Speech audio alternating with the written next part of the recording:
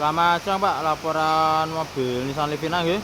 Untuk keluhan perpindahan gigi susah masuk. Nah, ini prosesnya sudah kami turunkan Pak untuk transmisinya. Di transmisi ini. Nah, untuk penyebabnya sendiri seperti yang sudah didiagnosis di awal nggih. Untuk master kopling bawah itu bocor Pak. Modelnya memang jadi satu dengan drag lacquer. Untuk model Nissan seperti ini nggih untuk master koplingnya. Lalu untuk kondisi lain kampas kopling, kondisi kampas koplingnya sekitar 50-70% nggih Pak. Jadi dibilang tipis juga belum, tapi dibilang masih tebal enggak terlalu juga.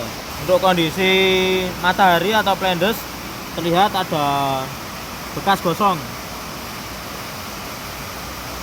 Nah, ini. Lalu untuk kondisi flywheelnya juga sama Pak, ada bekas gosong juga. Nah, untuk solusinya bagaimana? Kami menawarkan 3 solusi Pak. Yang pertama, solusi terbaik itu penggantian kampas kopling set pertama. Yang kedua, gantian master kopling dan juga bubut flywheel karena permukaannya sudah tidak rata. Kenapa itu opsi terbaik? Karena biasanya umur kopling itu seusia Pak. Jadi jika mau performa terbaik dari mobilnya itu diganti 1 set dan juga bubut flywheel.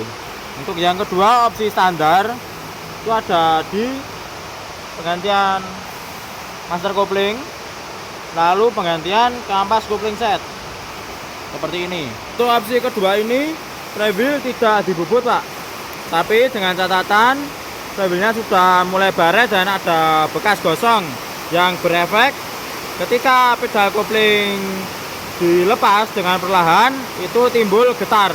Untuk solusi yang ketiga yaitu solusi hemat Pak. Untuk solusi hemat hanya perlu ganti master kopling bawah saja dan juga dilakukan bleeding ulang.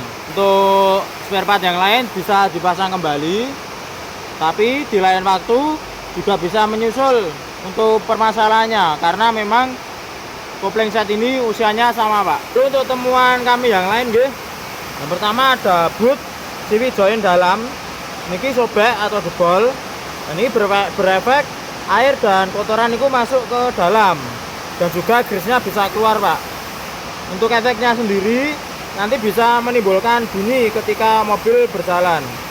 Biasanya bunyi tek-tek seperti saat angkatan ataupun kecepatan agak lebih tinggi nggih.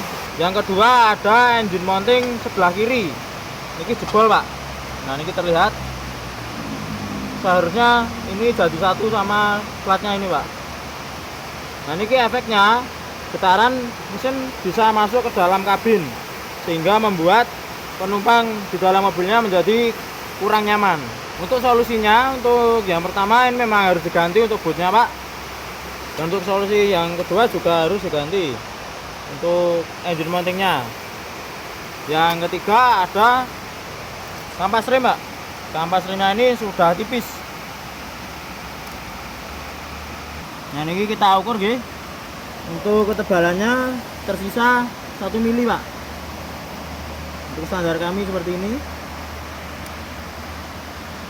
Jika dibiarkan, efeknya akan pengereman menjadi tidak pakem dan juga ketika habis disc brake-nya ikut kemakan Pak. Untuk saat ini disc brake-nya sudah mulai kemakan barat ya. Untuk opsi terbaik penggantian kampas rem depan dan juga bubut disc brake. Untuk opsi standarnya bisa diganti kampas remnya, akan tetapi jika lain waktu timbul bunyi disc brake-nya juga harus dibubut Pak. Untuk teman selanjutnya ada di shock breaker depan kiri. Niki bocor Pak. Terlihat ada basah ya. Nah, niku. Untuk efeknya sendiri gantikan mobil menjadi keras atau mati biasanya Pak. Jadi seperti naik kuda untuk efeknya. Untuk solusinya tetap diganti Pak untuk shock breaker. Untuk bagian lain ada di ball joint sebelah kanan ini sudah mulai lemah. Efeknya ketika melewati jalan yang tidak rata itu timbul bunyi, Pak. Untuk solusinya diganti untuk ball joint, Pak. Nah, untuk bagian kaki-kaki sendiri itu prioritasnya tidak urgent, Pak. Jadi masih bisa digunakan. Cuma biasanya menimbulkan bunyi yang terasa tidak enak didengar, nggih.